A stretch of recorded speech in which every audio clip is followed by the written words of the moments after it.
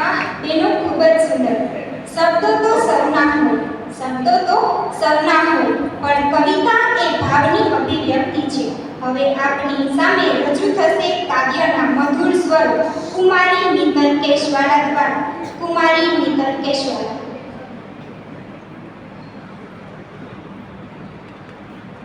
આદરણીય આચાર્યશ્રી, માનનીય ઉપાચાર્યશ્રી, વંદનીય ગુરુજનો તેમજ મારી સાથે અભ્યાસ કરતી વિદ્યાર્થીની બહેનો, હું કેશવાલા મિત્તલ FYBSM 1 માં अभ्यास करूँ छूँ। आज की हमारी काव्य पाठ। मुझे नहीं पता ये लाइन्स किसने लिखी है, पर जिन्होंने भी इतनी खूबसूरत पंक्तियाँ लिखी है उसे दिल से मेरा धन्यवाद। ये पंक्तियाँ किसी एक इंसान के बारे में नहीं है, ये हर उस शख्स के लिए है जो समाज में लोग हार के डरना छोड़ देते हैं। तो अपनी खूबियाँ ढूंढ, खामियाँ निकालने के लिए लोग हैं ना। अगर रखना है कदम तो आगे रख, पीछे खींचने के लिए लोग हैं ना।